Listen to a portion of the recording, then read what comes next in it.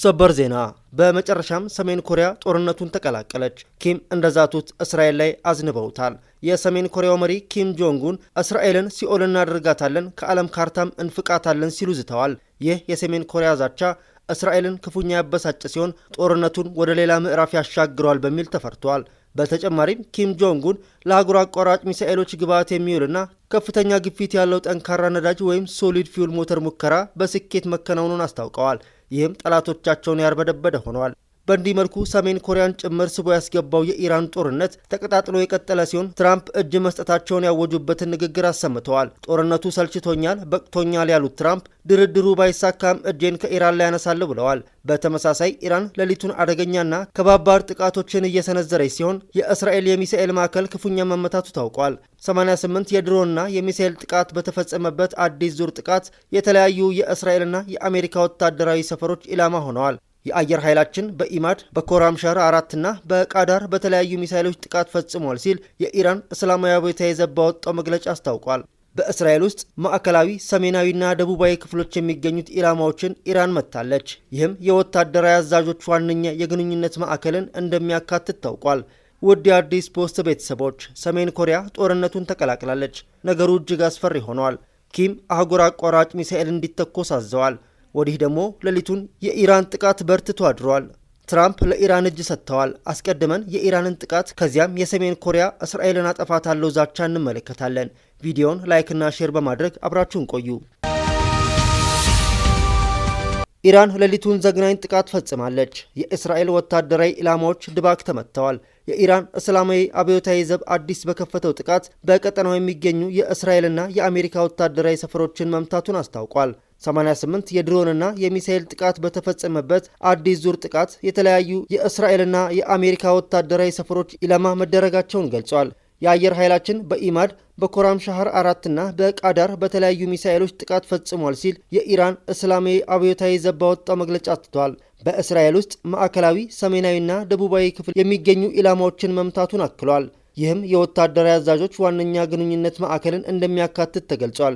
በእስራኤል ጥቃት ተፈጽሟል የተባለባቸው ቦታዎች ቤኒ ብሬክ፣ ቴል አቪቭ፣ ቤርሻባ፣ ጋሊሊ፣ ኔጌቭ፣ ቴልኖፍ የአየር ኃይል ሰፈር፣ አራድና የሙት ባህር ደቡባዊ ክፍል ናቸው። የኢራን እስላማዊ አብዮታዊ ዘብ ባወጣው መግለጫ ተከታታይ በሆነው ስኬታማ ኦፕሬሽን የአሜሪካ ኃይሎች መሸሸጊያዎች በአልዳፋህ አቡዳቢ፣ ቪክቶሪያ ባግዳድ እና አሊ ሳሊም ኩዌት የሚገኙ የሰው አልባ አውሮፕላን መቆጣጠሪያ ማዕከላት በድሮኖችና ኢላማ በሚለዩ ሚሳኤሎች ተመትተዋል ብለዋል። በእስራኤል ሰሜናዊና ደቡባዊ ክፍል እንዲሁም በሰሜናዊና ማዕከላዊ ኢራቅ በሚገኙ የአሜሪካ አዛዦች መሸሸጊያዎችና ዋና መቀመጫዎች የሊባኖሱ ሂዝቦላ እንዲሁም በኢራቅና የመን የሚገኙ ኢስላሚክ ሬዚስታንስ ኃይሎች ከ120 በላይ ስኬታማ ኦፕሬሽን አካሂደዋል ሲልም አክለዋል። በእንዲህ መልኩ በቀጠለው ጦርነት ታዲያ ሰሜን ኮሪያ ገብታበታለች። በመካከለኛው ምስራቅ ያለው ውጥረት አዲስ መልክ እየያዘ ነው። ሰሜን ኮሪያ በጦርነት ውስጥ በቀጥታ ለመሳተፍ ያላትን ፍላጎት በድጋሚ ለኢራን ገልጻለች። ከ6 ቀናት በፊት ኢራን ለሩሲያና ለሰሜን ኮሪያ ባስተላለፈችው መልእክት ላሳዩት የድጋፍ ፍላጎት ምስጋናውን አቅርባ ለጊዜው የውጭ እርዳታ አያስፈልገንም፣ አስፈላጊ ሆኖ ሲገኝ ግን ራሳችንን ጠይቃችኋለን የሚል ዲፕሎማሲያዊ መልስ መስጠቷ ይታወቃል። ዛሬ ግን የሰሜን ኮሪያ መገናኛ ብዙሃን እንደዘገቡት የሀገሪቱ መሪ ኪም ጆንጉን ኢራን በጦርነቱ እንድታሳትፋቸው ጥሪ አቅርበዋል። ይህ ድርጊት ከጀርባው ሌላ ትልቅ ሚስጥር ሳይኖረው እንደማይቀርም ተገምቷል። ሰሜን ኮሪያ ኢራን ከጋበዘችኝ እስራኤልን ከዓለም ካርታ ላይ አጠፋታለሁ የሚል ጠንከር ያለ ዛቻ ከማሰማቷን ባለፈ ግዙፍ የጦር መሳሪያዎቿን ቀደም ሲል ከነበሩበት ቦታ ማንቀሳቀስ መጀመሯ ተሰምቷል። ኢራን ለዚህ የሰሜን ኮሪያ ዳግም ጥሪ እስካሁን የሰጠችው ይፋዊ ምላሽ ባይኖርም የፒዮንግያን በጦርነት ውስጥ ለመሳተፍ ያሳየችውን ከፍተኛ ጉጉት የዓለምን ትኩረት ስቧል። በሌላ በኩል የሰሜን ኮሪያው መሪ ኪም ጆንጉን ለአህጉር አቋራጭ ሚሳኤል ግብዓት የሚውል ከፍተኛ ግፊት ያለው ጠንካራ ነዳጅ ወይም ሶሊድ ፊውል ሞተር ሙከራ በስኬት መከናወኑን አስታውቀዋል። የሀገሪቱ መንግስት ሚዲያ እንደዘገበው ይህ የከርሰ ምድር የሞተር ሙከራ እስከ 2500 ኪሎ ኒውተንስ የሚደርስ የግፊት ኃይል ያስመዘገበ ሲሆን በግንባታው ላይም እጅግ ዘመናዊ የካርበን ፋይበር ግብዓቶች ጥቅም ላይ ውለዋል። ይህ አዲስ ቴክኖሎጂ ሰሜን ኮሪያ የምታመነጫቸው ሚሳኤሎች ክብደታቸው እንዲቀንስና ከየትኛውም ቦታ በፍጥነት እንዲተኮሱ የሚያስችላቸው ነው። ይህ የአሜሪካ መከላከያ ስርዓት ሚሳኤሎቹ ሳይተኮሱ አስቀድሞ ለመለየት ያለውን ጊዜ በእጅጉ እንደሚያሳጥረው ተገልጿል። ኪም ጆንግ ኡን በሙከራው ወቅት ባደረጉት ንግግር ሀገራቸው ያላትን ስትራቴጂካዊ ወታደራዊ ኃይል ወደ ላቀ ደረጃ ለማድረስ የታለመ መሆኑና ማንኛውም የአሜሪካን ጥቃት ለመመከት ዝግጁ መሆናቸውን አረጋግጠዋል። በዚህ መልኩ ጦርነቱ አድማሱን አስፋፍቶ ሰሜን ኮሪያን ጭምር ጎትቶ አስገብቷል። ትራምፕም ጦርነቱን የማቆም ፍላጎታቸውን እየገለጹ ነው። ትናንት ፕሬዚዳንት ትራምፕ ከኢራን ጋር ስምምነት ተፈረመም አልተፈረመም አሜሪካ በራሷ የጊዜ ሰሌዳ መሰረት በቀጣይ 2 እና 3 ሳምንት ጦርነቱን እንደምታጠናቀቅ ተናግረዋል። እንዳፋቸው ያድርገውና ቶሎ ይለቅልን። ሆኖም ይህ ጦርነት አሜሪካ ከወዳጆቿ ጋር እንድትገማመት አድርጓታል። 1. ስፔን፣ ጣሊያንና ፈረንሳይ የአየር ክልላቸውን ለአሜሪካ የጦር አውሮፕላኖች ዘግተዋል። እርምጃውን በመውሰድ ስፔን ቀዳሚ ስትሆን ጣሊያን ተከትላለች። ፈረንሳይ በበኩሏ ለእስራኤል የጦር መሳሪያ ጭነው የሚበሩ የአሜሪካ የጦር አውሮፕላኖችን የአየር ክልልን እንዳይጠቀሙ ብላለች። ይህ አሜሪካና እስራኤልን ክፉኛ አስቆጥቷል። ትራምፕ የፈረንሳይን ተግባር ፈጽሞ አንረሳውም ብለው ሲዝቱ፣ ቴል አቪቭ ከፓሪስ ጋር ያለ ሁሉንም የጦር መሳሪያ ግዢዎች አግዳለች። 2. አረቦች በአሜሪካ ጉዳይ ግራ ተጋብተዋል። ሁሉም በሚባል ሁኔታ በሀገራቸው የአሜሪካ የጦር ሰፈር ያለ ሲሆን የጦር ሰፈሩ እንዲቋቋም የተፈለገበት ምክንያትም አሜሪካ ከጥቃት እንድትከላከልላቸው በሚል ነው። ባለፉት ጥቂት ሳምንታት የታየው ግን ከዚህ በተቃራኒው ነው። አሜሪካ እንኳን እነሱን የራሷን የጦር ሰፈር እንኳን መከላከል ሲያቅታት አይተዋል።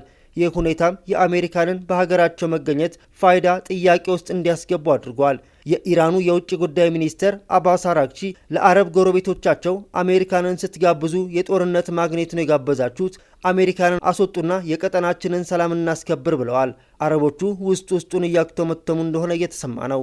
3. ከሳምንታት በፊት ጦርነቱ ሲፋፋም የኢራንን የሚሳኤል ዝናብ ለመመከት ደቡብ ኮሪያ ላይ የገጠመችውን የሚሳኤል መከላከያ ስርዓት ነቅላ ወደ መካከለኛው ምስራቅ መውሰዷ ደቡብ ኮሪያን እጅግ አሳዝኗል። መከላከያው የተገጠመው ደቡብ ኮሪያን ከሰሜን ኮሪያ ለመከላከል ተብሎ የነበረ ቢሆንም የመከላከያ ስርዓቱ ሲነሳ ሰሜን ኮሪያ ጥቃት ትጀምራለች በሚል ደቡብ ኮሪያውያን ስጋት ይዟቸው ከርመዋል። ደግነቱ ኪም ጆንግ ኡን እስካሁን ከልምምድ ተኩስ ውጪ ምንም ያደረገው ነገር የለም። 4. ትናንት ዘኢኮኖሚስት 15 እያደጉ ያሉ ሀገራት በመያዝ በዚህ ጦርነት የበለጠ ማን ኪሳራ ይደርስበታል የሚል ዘገባ ሰርቶ ነበር። በዚህም መሰረት በ4 ምድብ ያስቀመጠ ሲሆን ኢትዮጵያ ከፓኪስታን፣ ዮርዳኖስና ግብጽ ጋር በጦርነቱ የከፋ ጉዳት ከሚደርስባቸው ምድብ ውስጥ ተካታለች። ምክንያቱ ደግሞ 97% የነዳጅ አቅርቦቷ ከዚሁ ከመካከለኛው ምስራቅ የሚገኝ መሆኑና አማራጭ የነዳጅ ምንጭ አለመኖሩ ነው። ኢራን ወሳኙን የቀይ ባህር የመርከብ መስመር እንደምትዘጋ መዛቷን ተከትሎ በዓለም አቀፍ ንግድ ላይ ተጨማሪ መስተጓጎል ሊያስከትል ይችላል የሚል ስጋት ተፈጥሯል። ኢራን የሆርሙዝ ወሽመጥን ዘግታለች። ይህም ነዳጅ ከፋርስ ባህረ ሰላጤ እንዳይወጣ አድርጓል። አሁን ደግሞ አይኗን በኤደን ባህረ ሰላጤና በቀይ ባህር መካከል በሚገኘው የባቤል መንደብ ወሽመጥ ላይ በመጣል የአካባቢውን የንግድ እንቅስቃሴ ለማደናቀፍ እየዛተች ነው። ኢራን የአሜሪካ ወታደሮች በግዛቷ ላይ ከተሰማሩ ጦርነቱን ወደ ሌሎች ግንባሮች ማስፋት እንደምትችል ተናግራለች። የባቤል መንደብ ወሽመጥ ከዓለም ስትራቴጂካዊ የባህር ወሽመጦች አንዱ እንደሆነ ይቆጠራል። ኢራን በወሽመጡ ላይ ስጋት የመደቀን ፍላጎትም ሆነ ችሎታ አላት ሲሉ ከእስላማዊ አብዮታዊ ዘብ ጋር ግንኙነት ያላቸው ወታደራዊ መኮንን መናገራቸው ታስኒም የዜና ወኪል ዘግቧል።